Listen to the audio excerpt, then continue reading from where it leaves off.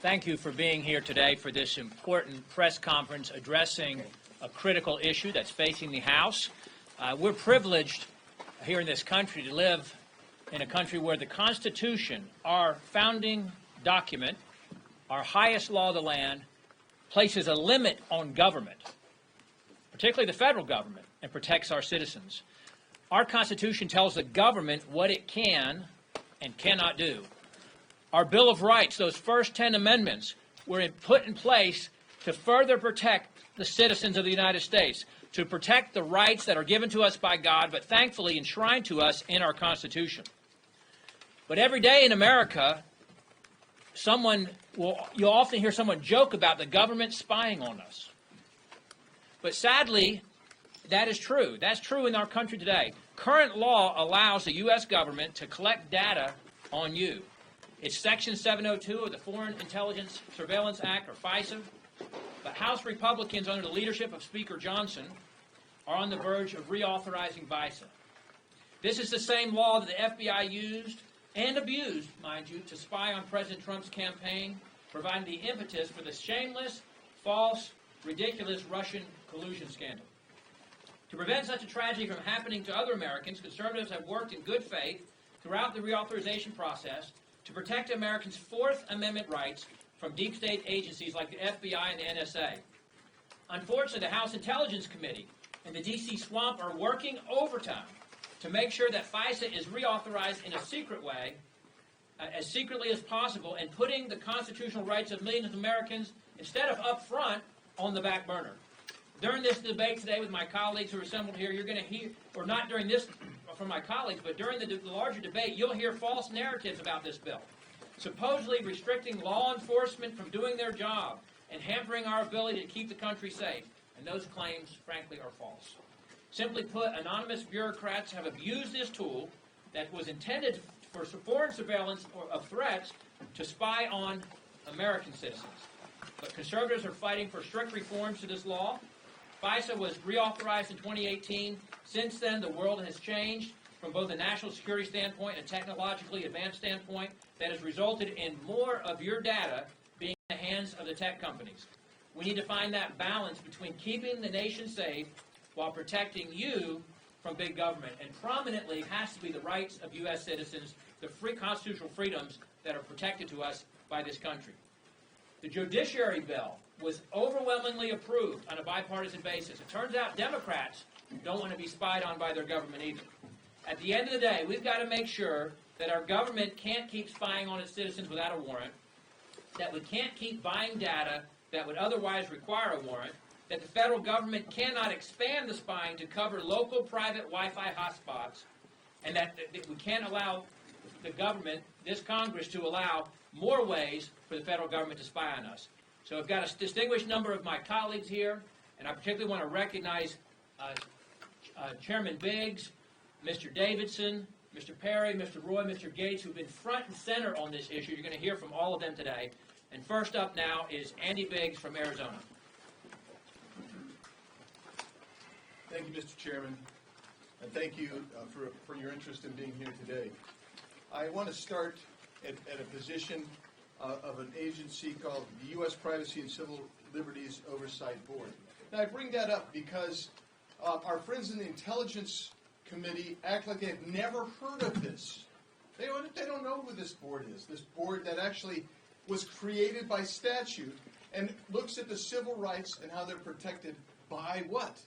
By the agencies that spy and the FISA court. What's interesting about it is, in the base bill that was released yesterday, one of the reports, or on the new commission to look at FISA reform, oddly enough, it's the U.S. Privacy and Civil Liberties Oversight Board. They are there. Now, why do I bring it up? Because as Chairman Good just said, the narrative from some on the other side is if you have warrants, if you require a warrant for a query, you will kill law enforcement, and you will be responsible for dastardly deeds. Now, let me tell you, they issued a report. I invite you to go look at their report for 2023. It's on the internet. It's available even to the intelligence community. They won't look at it. They don't like that. But let me tell you what they do say.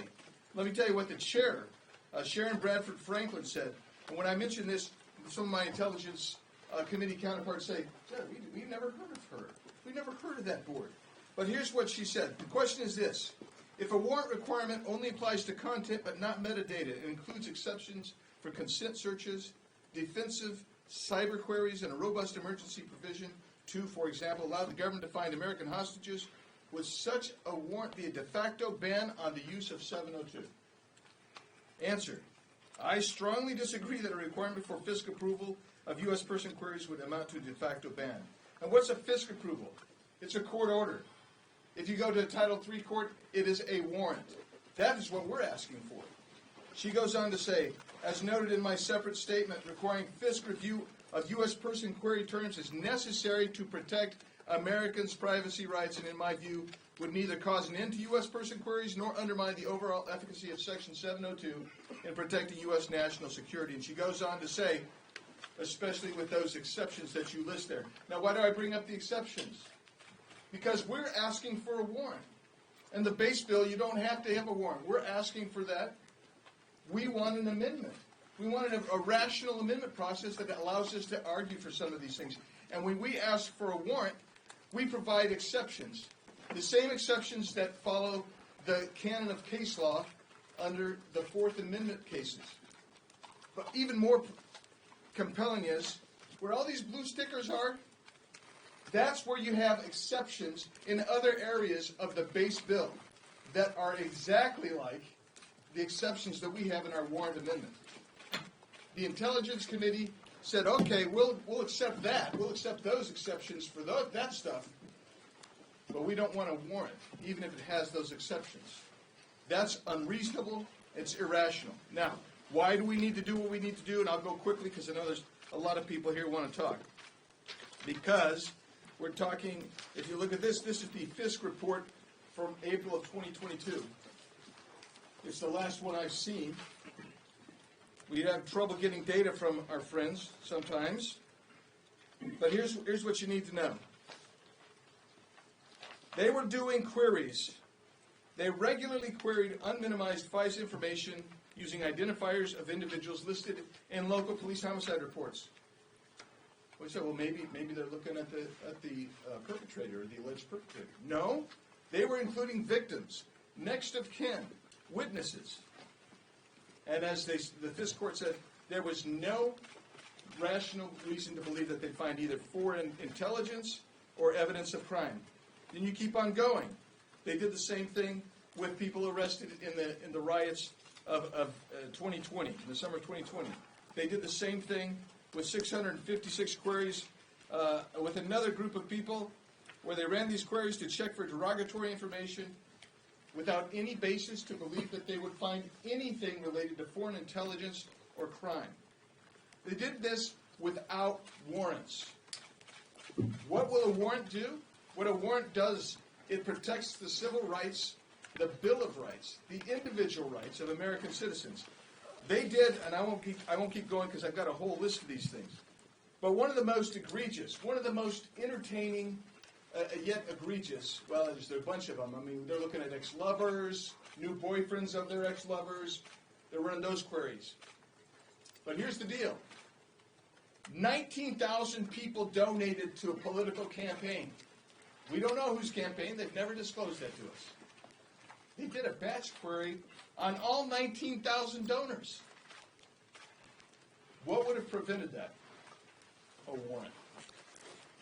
Would that have solved any potential foreign intelligence problem or led to criminal investigation? Answer, no. Who found that? Not Andy Biggs, none of these folks up here. That was found by the FISC court.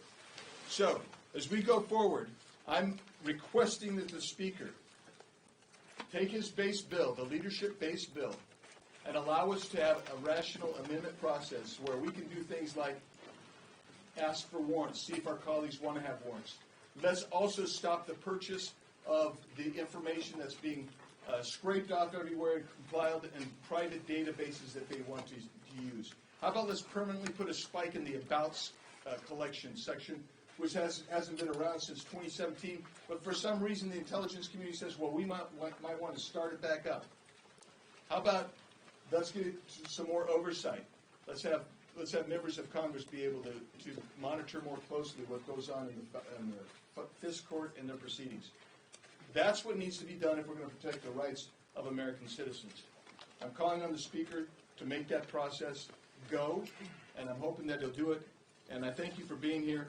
This is such an important issue. That's why you see us up here. That's why we're talking today. And now I yield over to my friend from Ohio, who's done incredible work on this issue, Mr. Warren Davidson. Thanks, Andy. Thank you guys for your attendance here today and your coverage. Freedom surrendered is rarely reclaimed, and it's tough to do. People have worked for a decade to fix this law, that when it was launched, Americans were cautioned it's going to be abused, and sure enough, it has been abused. To this date, no one's really been held accountable for that abuse. And this week, we came into this week with an effort to try to follow what we fought for since we took the majority, which is a regular order process. Regular order for reforming the Foreign Intelligence Surveillance Act would use the Committee of Jurisdiction, the Judiciary Committee, and use that as the base text bill, and then it would make in order amendments that are germane. But last week, we got word that there was an effort to go with the Intel bill or some other product. And why is that important? Well, that's not the regular order, and it's also completely at odds. Let's understand here, the coalition on this reform effort is not your traditional fight that you guys are used to covering, where it's Republicans versus Democrats. It is essentially conservative members like myself, Andy Biggs, and Thomas Massey, who are co-sponsors on this bill in the Judiciary Committee, who are our other co-sponsors, Pramila Jayapal, Zil Lofgren, Jerry Nadler. So you have a left and right coalition against the center that wants to keep spying on American citizens. And make no mistake, that's the plan this week. If the Intel Committee gets their way, they will continue spying without a warrant. They will keep buying your data so that they don't have to get a warrant. They will spy on your Wi-Fi hotspots. You go to McDonald's or Starbucks, they're not looking for foreigners, they're looking for you.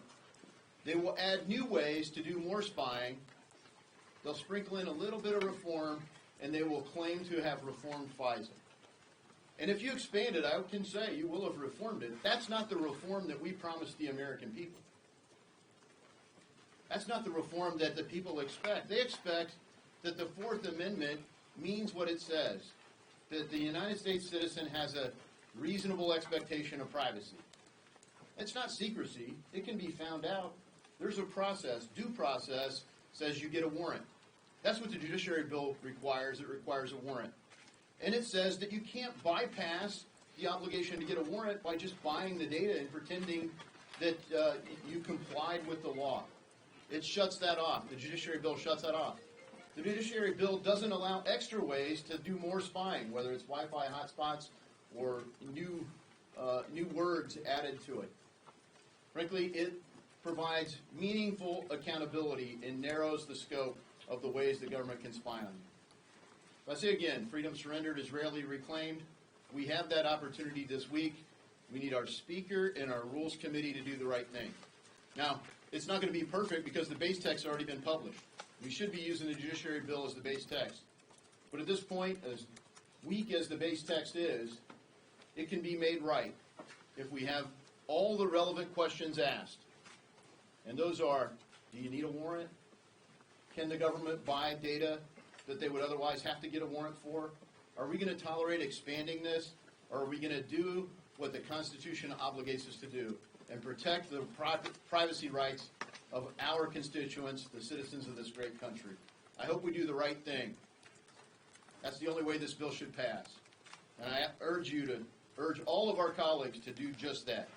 I'd like to turn this over to Scott Perry, my colleague from Pennsylvania, who's experienced the flaws of this system firsthand.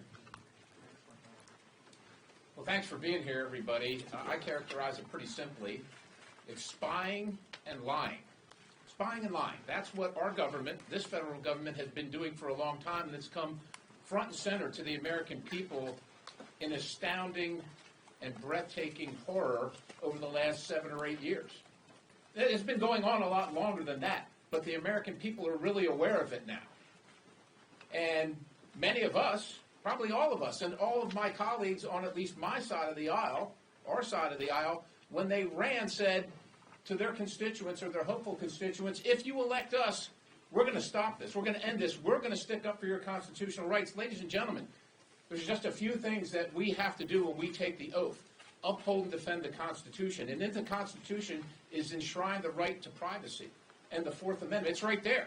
Yet in this chamber, in these halls, we have members, elected members, instead of upholding their oath to defend the Constitution, actively trying to subvert the Constitution, spying and lying. We've seen it.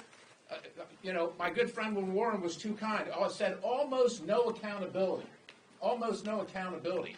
Tell me where there's been any accountability.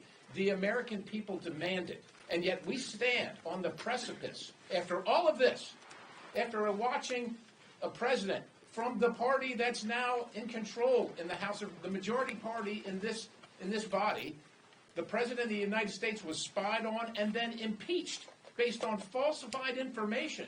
I don't know how more breathtaking it can be. And yet, not only are some of my colleagues on my side of the aisle and some on the other side of the aisle actually trying to just continue this, they're trying to add to it. Ladies and gentlemen, it is the Foreign Intelligence Surveillance Act. Foreign intelligence. Not one of these members has a problem with spying on foreign actors that are going to take some malicious action toward the United States of America or our citizens. Not one of us has a problem with that. But when it comes to the rights of American citizens, of Americans, we have a huge problem with that. And if they can't abide getting a warrant and probable cause to go after American citizens, quite honestly, it shouldn't be serving in this body at all. And I will tell you this from my standpoint, unless there's significant reform, and I mean significant reform, real reform, not just changing the chairs, the deck chairs on the sinking ship, significant reforms protecting Americans' rights, then you can count on me for a no vote. And let me just close with this. You're going to hear all kinds of stories. Well, the border's wide open. Aren't you concerned about the millions of people coming into the country, of which there are probably terrorists and gangs and so on and so forth, that this might help us catch? Once again, the government has created the problem. The American people aren't the ones to be punished for the solution. We can fix that problem too. We can fix that problem too without taking away American citizens' rights. It is our number one duty. It is our number one duty to stand in support of the Constitution and the rights of every American citizen that are enshrined in that document. I yield the balance to Representative Burchett, my good friend from Tennessee. Thank you, Mr. Chairman, for allowing me to be here. Thank you all for being here. Restricting the government's ability to interfere in America's personal business has always been a core value in this country. Our founding fathers knew the importance of that, and that when they wrote the Constitution. How easy this could be. You all are in the media, dadgummit. You ought to have this should affect you greatly. This has an incredibly chilling effect on what we're about as a nation and what they can do. This is how simple it is. Somebody's mowing your yard. Somebody's working on your house. Somebody in the FBI or somebody wants to take a look at you, an American citizen. And maybe the person that's working on your house is not an American citizen. They pick up their cell phone, they trace it, they backdoor it into your personal cell phone. That's how easy this thing occurs.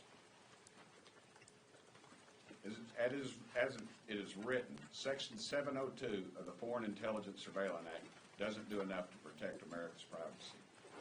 In addition to making some serious reforms, I believe any reauthorization of Section 702 needs to be done the right way, with honest debate and consideration out in the open. How ironic is it that we're dealing with something that is being written in the shadows of Congress, and it jeopardizes America's privacy? We need to make sure whatever decision we make is the decision that's in the best interest of Americans. Before my daddy died, I can remember one night, elections weren't going so well. Daddy was a World War II veteran. He fought and he killed people in this country.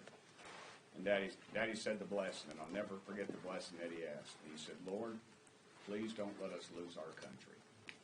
Amen. Folks, this pushes us so far over this cliff that we could lose our country. We need to fight for it. You and the press need to be aware of this. You need to fight for it. I turn it over to my good friend, Representative Moore. Thank you, Mr. Chairman. You know, as I toured the district, the number one concern, or at least one of the top concerns, is the weaponization of government against American citizens. And so, as we start addressing these FISA issues, this has got to be a priority. And, you know, it's the Fourth Amendment's clear. Americans are protected from unreasonable searches and seizures without a warrant. But the FBI has used FISA 702, which is meant for gathering intel on foreign nationals, hundreds of thousands of times to spy on American citizens without a warrant.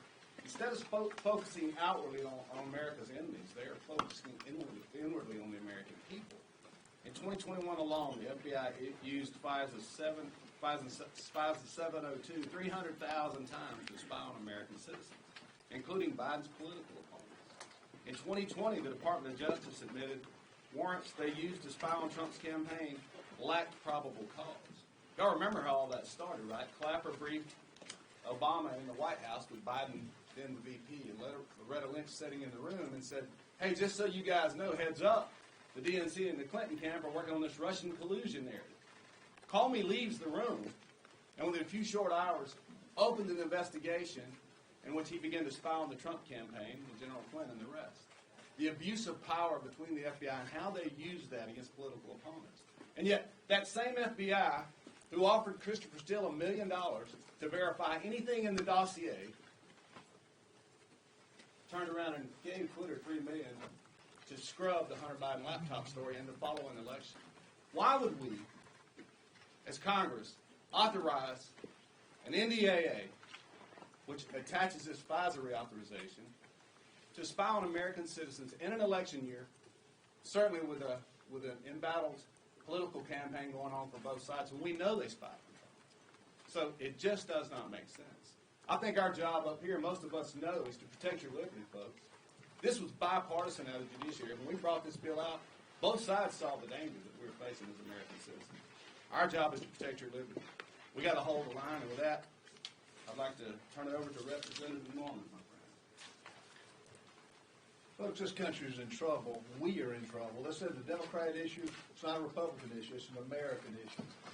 And, you know, when you keep hearing that these things leak out, what the Intel Committee is doing is going to be done in private, that's not going to happen with this group standing behind me. The Rules Committee is going to examine it. We're going to examine every word. And at the end of the day, one of the cornerstones, we're going to have a warrant issue if you have information that you want on the American people.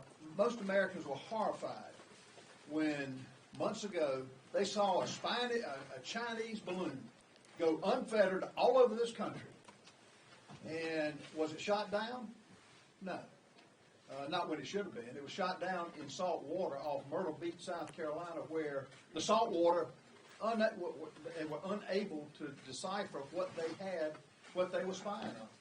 But now it's gotten to the point we've got agencies within this government that are spying on our own citizens. And, you know, you hear the numbers, 300,000. What about the ones we don't know about? It could be you, ladies and gentlemen, that they're spying on. The government has gotten way out of control under this administration. And what this group behind me is going to do is make sure that we parse every sentence, every word, and let you, the media, hopefully report it. Because this is an infringement on your rights. This Fourth Amendment cannot be, as well as all of the other elements in the Constitution, cannot be trampled on. This administration is doing that. That's what has to be stopped. And now more than ever, we have got to not continue to major in the minor. We can do these worthless resolutions. This is something we can sink our teeth in. We can protect the liberty, the rights of Americans. If we don't, then we lose the one thing that we value the most, our freedom. I now call on, Matt Gaetz. I can't imagine that when a prior Congress passed the Patriot Act that they expected that its provisions would be used against patriots or even BLM riders for that matter. That's what's so interesting about this issue. We've seen these authorities abused against the right, the left, the middle, the rural, the urban, certainly people all over this country. And don't take my word for it. When the Inspector General for the Department of Justice, appointed by President Obama, did an analysis of the utilization of these FISA authorities, they found that our intelligence community had violated the law and the regulations 278,000 times. They were breaking the law 38 times an hour for the period that was being reviewed. I don't think it makes us unreasonable to suggest that if there's a law being violated 38 times every hour, that it should not just be expanded without some sort of curtailment or enforcement when those violations do occur. And that's why we want a warrant, because it creates a process by which our constitutional norms can apply to something that has broken bad. And it is helpful that we have a real U-shaped coalition here, where it's folks on the populist right aligned with those on the populist left, and we are fighting against the establishment of both parties who seem all too willing to do whatever the national security state wants of them. So our plea to Speaker Johnson is not to just continue to punt on FISA. That's what we did previously, and it's unacceptable. It's no fun watching a team whose best play is the punt. And that's what we did previously, and we shouldn't do that again. And if we're going to make changes to FISA, rather than expanding the authorities, as Chairman Turner and some on the Intelligence Committee want to do, so that they can be weaponized against anybody with just access to Wi-Fi at a Starbucks or a McDonald's, they should be curtailed. And if they are not curtailed, if there's not a willingness in the Senate to curtail these authorities, then we should allow them to expire, as is contemplated originally in the Patriot Act. And I would now turn the mic over to my colleague, Representative Burles. I think the question before us is pretty simple. Who do you stand with? Who do you trust more? The American people or the deep state? And if you ask the American people, especially in my district, they do not trust this place. They don't trust what the FBI has been doing. They don't appreciate the actions towards their free speech or towards their religious liberty. Whenever you hear examples of the FBI investigating the Catholic Church, the American people should start having questions. You, the press, should have questions. Which is why this FISA reauthorization went through the proper process. It went through the Judiciary Committee. It went through the amendment process in that committee. And it had all eyes on it, and it went through a vetting process. The question is, to those members on the intelligence community, what are you so afraid of in the reforms? What are you so afraid of getting a warrant and justifying your actions before you, as was mentioned, continue to abuse the law every 2 seconds and violate someone's rights every 2 seconds? Look, I wish that this town and that the resources of the town dedicated enough time and attention to fix the border as they do to reauthorize FISA, or to take down a good FISA bill. So we're here to make sure that the American people know exactly where we stand, and we want the American people to pay attention and ask themselves, is my elected official, are they with the deep state or are they with me?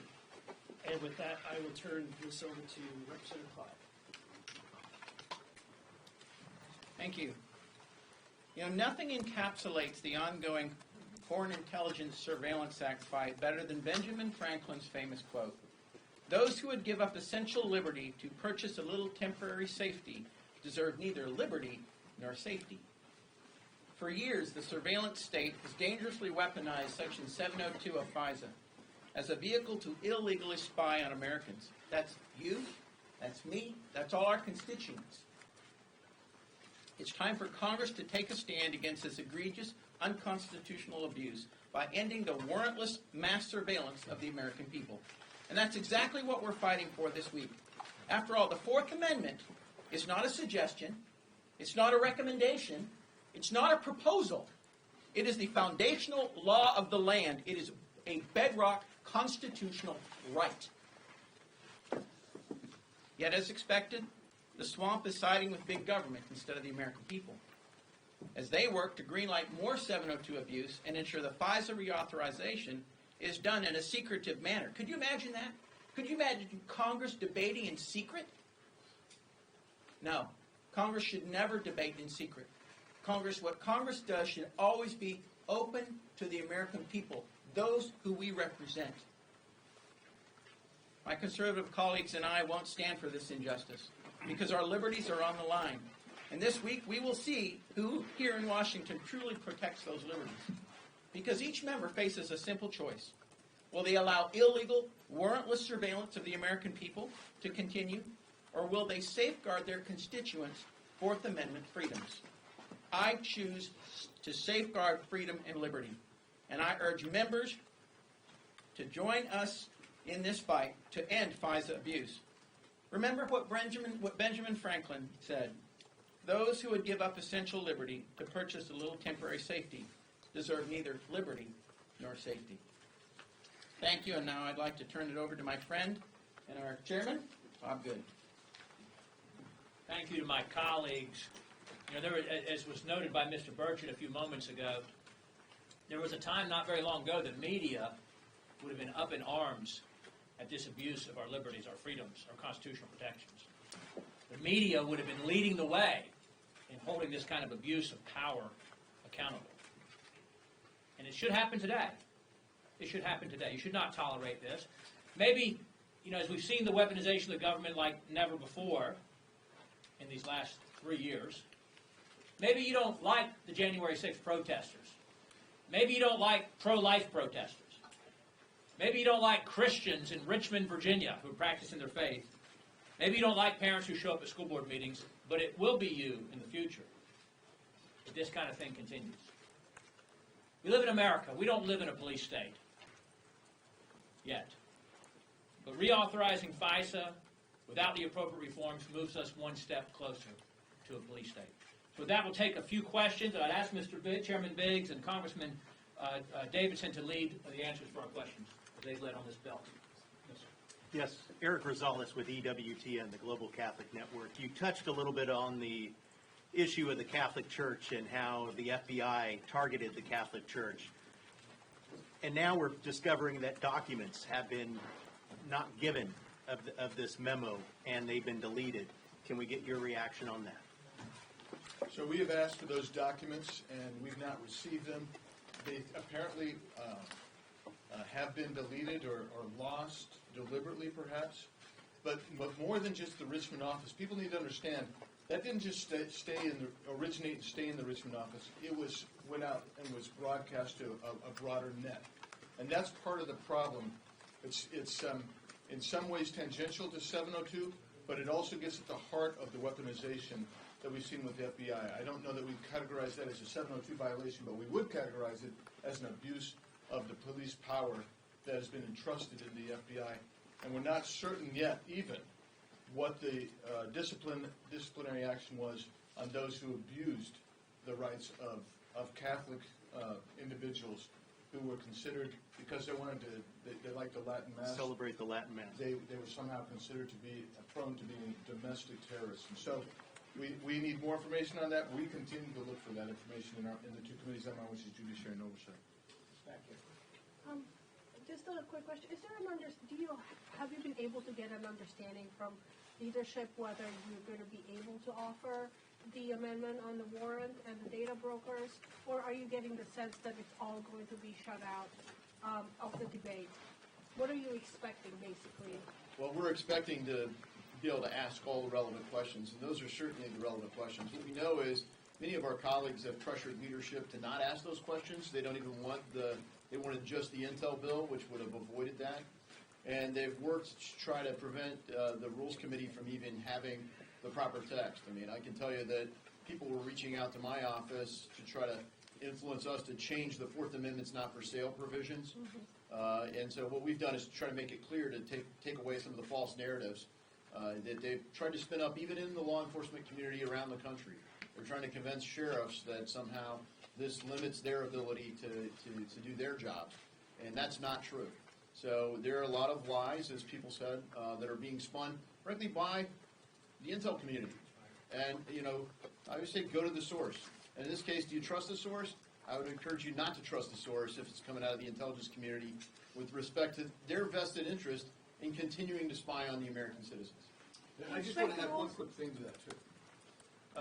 When you see misdirection or misinformation that comes out, and it's coming from the other side, what you know is they're experts at misinformation and misdirection. That's what they do for a living, in part. And so that's what's going on here. But we are demanding of the Speaker a normal process, as Mr. Davidson talked about and so many talked about, and that is to let us. You're not using the judiciary bill, which had jurisdiction. So you've got a leadership bill. Ostensibly, these are the things that were agreed to. But there's a whole bunch of stuff that wasn't agreed to. We need to be able to go forward with an amendment process. And if you don't have an amendment process, would you vote We're going to down? go to somebody else right here. Hi, thank you. I'm Courtney from Law 360. So just to verify, in your ideal world, would this base text kind of mirror what the House Judiciary Committee put out? And also, I know there was some chatter about a potential secret session. Any update on that? So, in my ideal world, we wouldn't have had this little base text here. We would have used the judiciary bill. That's the bill that's the committee that had jurisdiction. We would have taken it to the floor. If the Intel Committee wanted to strip stuff out or add stuff, they should have been allowed to do that. I mean, I'm all for this give and take of the regular process, but we didn't get that. We got this base bill, and now we need to have the process. Now, your question on the what they're calling an executive session, that would be one of the worst things I can imagine happening, closing up to the public and having a debate on a secret bill, on a secret law that just would perpetuate spying on American citizens. So I oppose that. I'm understanding that it hasn't been completely taken off the table. I'm hoping that that thing goes the way of the dodo pretty quickly. One more. On another legislative topic, the Senate just passed the Foreign Aid Bill. McConnell has encouraged the House GOP to just put it on the floor and work its magic. If the Speaker were to do that, do you think his speakership would be at risk? Any question on FISA? One more question? Yes, ma'am. Will you answer that? Are you guys at this We're not point? talking about that right now. Yes, ma'am. Are you guys at this point voting for the rule, or is that dependent on what amendments get offered and allowed in polls tomorrow? We would hope to be able to support the rule, and we've given an agreement to that effect. If the spirit and the letter of what the agreement is honored, but we reserve the right to do whatever it takes to defeat this if it needs to. Will you answer on Senate Is there aid? anything you want to add? No, I think Chairman Good said that right, is that we don't know the final product yet. And what we had hoped is the final product was subject to amendment. That's one of the things we fought for, not necessarily a guaranteed outcome. But I think it's important for the American people, certainly not in a secret session where their member of Congress can say, oh, I voted this way or that way, but it's not known how they really voted. It's going to be a public vote and recorded. And I think the people of this country deserve to know not just where their member of Congress stands, but where every member of Congress stands.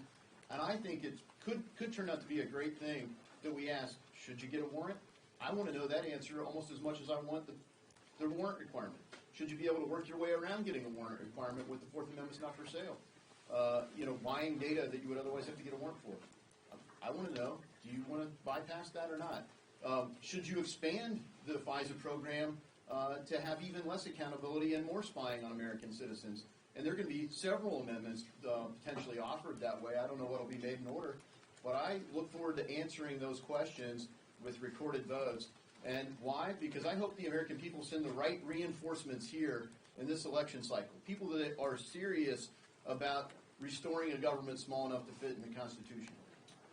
I say, as far as rules, we're taking it up tomorrow. We meet today at 4, then we'll take it up tomorrow at 2. And as has been said, we're going to examine every part of this. And we're going to look at every amendment and let y'all know what's in it and what's not in it. That's our duty. That's our obligation. And I think you'll see it now from the Rules Committee. We're not going to take any more questions, but I will just say on the supplemental, we knew this would happen. We knew the Senate would send it back without the pretend border security. What we rejected last week, and it was a win for the American people, was a Ukraine support bill, a Ukraine funding bill, combined with an amnesty bill, masquerading as a border security bill, which it never was. And you've got even so-called conservative media criticizing Republicans now and saying, hey, you rejected the border security. There was never any border security in the bill that fell apart last week. as it relates to this supplemental, we shouldn't borrow $100 billion from our kids and our grandkids to send it overseas. It's got Hamas support in it, essentially, with money going to Gaza, which we know would be controlled by Hamas. Israel support, which has near unanimous support among Republicans, shouldn't be held hostage for these other concerns that have nothing to do with Israel. What Speaker Johnson should do is one of two things.